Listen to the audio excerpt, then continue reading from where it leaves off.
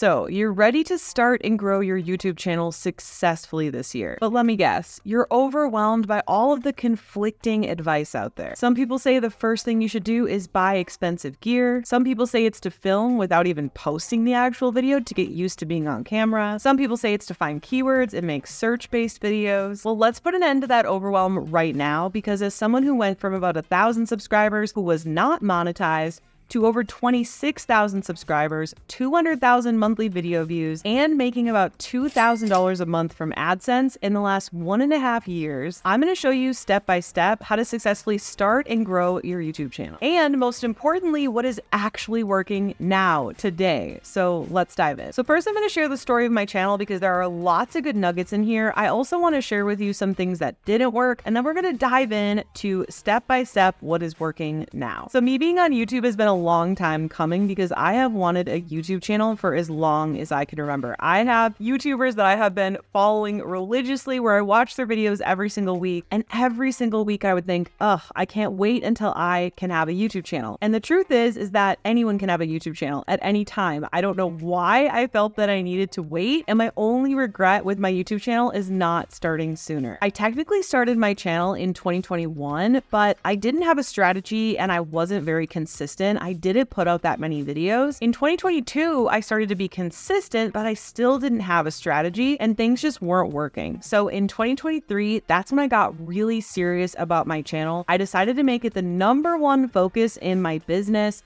I took a bunch of courses, read a bunch of books. I would wake up and watch YouTube for 1 to 2 hours every single morning while I drank my morning coffee to really figure out and crack the code on making my channel successful. And the good news is that you don't need to do all of that. You are in the right place, and I can save you so much time and money by siphoning through and only sharing with you the things that are actually working now. Because I gotta tell you, once I started focusing on learning about YouTube, there is so much misinformation out there. Like, not only is a lot of the information conflicting, but a lot of it is just outright outdated and just doesn't work anymore. And I've noticed a lot of YouTubers that might have a lot of subscribers, but they don't get a lot of video views on a monthly basis. So if you want to know if a YouTube channel is actually successful and actually healthy, I would recommend using something like socialblade.com, and you can put in their username to see how fast are they growing, how many video views are they getting every month, how many new subscribers are they getting, because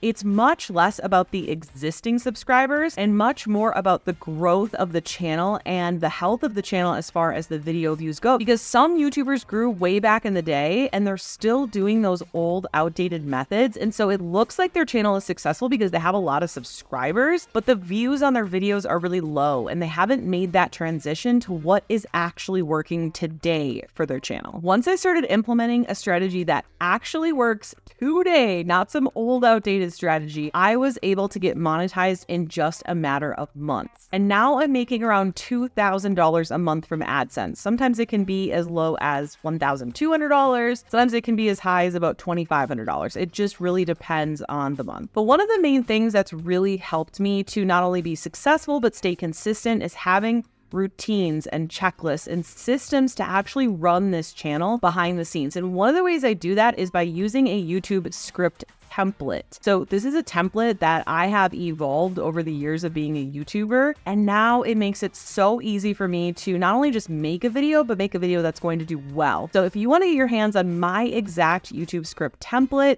you can do that right now completely for free by going and clicking the link in the description below. Okay, now let's dive into how to start and grow your YouTube channel successfully. I have 7 tips that I'm really excited to share with you. So tip #1 is to pick a channel niche and just go with it. This is where I see most YouTubers getting hung up. They're like, I don't know what my niche should be. I'm thinking about doing this, but I could also do this and this and this. And what if I pick the wrong niche? Here's the thing though, it is much easier to steer something that's already in motion to success than to get it going. So what that means is to just pick a niche and start making videos. And if you find that that niche no longer serves you, or you find something better, you can pivot. You don't need a new channel for that. You're not locked in. In fact, with this channel, I started out making random videos. I did vlogs of me traveling. I did videos about my desk setup. I did videos of how I had a net worth of $1 million by the time I hit 30, just random topics. And this channel slowly evolved into being more about selling digital products with YouTube. But it didn't start out that way. And I would have never discovered my perfect niche without doing those first videos first.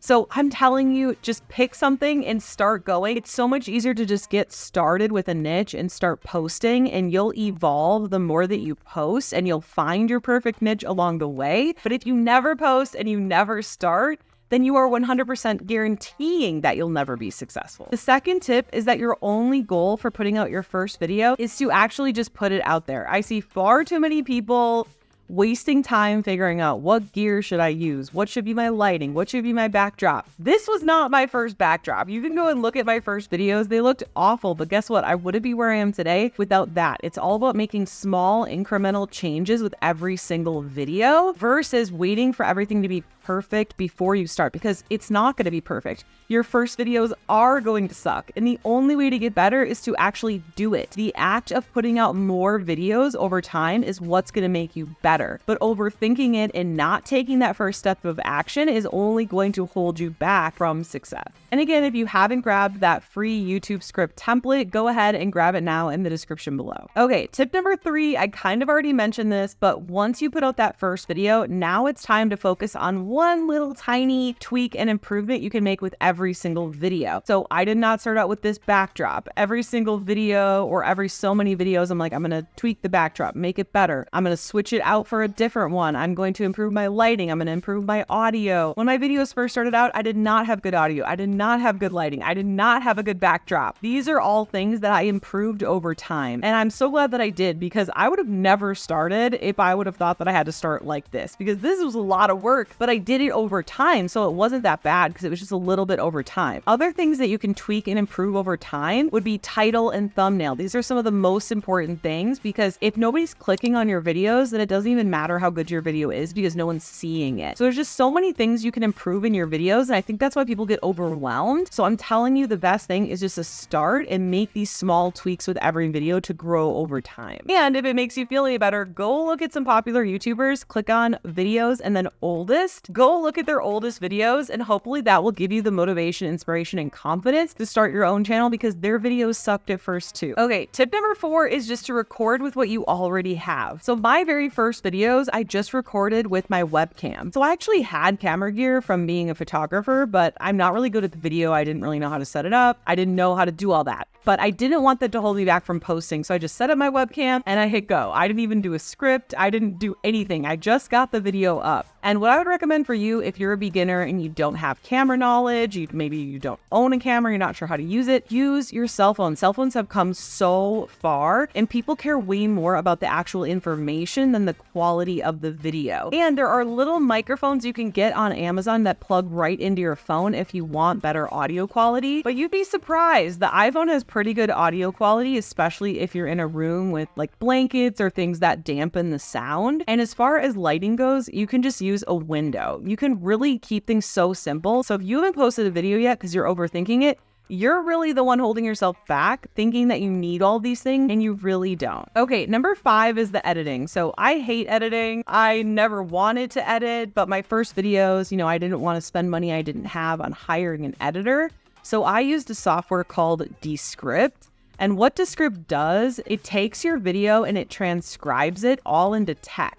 And then what you could do is, if you repeat yourself or you have things that you want to delete, you just delete the text and then it automatically edits the video. I find this to be super easy. There obviously is better editing software out there, but if you're like me, you don't know a lot about editing, you're not editing savvy, I don't want editing to hold you back. So I would recommend using Descript. You can also use something like CapCut on your phone. I do believe they also have a desktop version as well. So if you're like me and you want to start out doing the editing yourself, the biggest thing is keep it very simple, because you can easily go down the editing rabbit hole. And this might be a controversial opinion, but I really don't think editing holds that much merit to the success of the video. It obviously is needed for the video, but I think the information in the video itself is more important as far as getting your video to be seen with lots of views. Okay, tip number 6 is, once you're putting out videos consistently, really start to focus in on improving your CTR. That stands for click-through rate. So in order to improve your click-through rate, which is the number of people clicking through onto your video, is you need to have a good title and a good thumbnail. These are so important, and I find that this is literally the number one thing that keeps existing channels from like really taking off, is they're not looking at their data of their CTR and they're not improving it. And then I often get people say, well, what is a good CTR? Honestly, the answer to that is look at what your current CTR is and then keep improving it over time. That's the best way to look at it, because every niche and every channel is so different. So just look at your own metrics and focus on improving those. And if you're not sure how to make better titles and thumbnails, go and look at other successful YouTubers and see what are the things they're doing. Look at people in your niche. Look at the videos that take off and go viral. What type of title did they do? What was the topic about? What's the formatting? What does their thumbnail look like? Does it have their photo in it? Does it have numbers? Like, what types of things can you conclude that it has so that you can make sure to put those in your video as well? Okay, tip number 7, once you've mastered CTR, then the next thing for you to focus on is the average view duration, or AVD, of your video. Because once people click through to your video, the other metric that YouTube really looks at is how long are they watching. And if you can get people to click your video and watch as much of the video as possible, that is what's going to be the difference between getting low views and high views. And there's a lot of ways you can improve your AVD. Here's some of them. Look at popular videos in your niche. How long are them? Maybe you're making your videos too long. Maybe you're making them too short. You can also look at the pacing of your video. Is it fast enough? Is it holding people's attention, or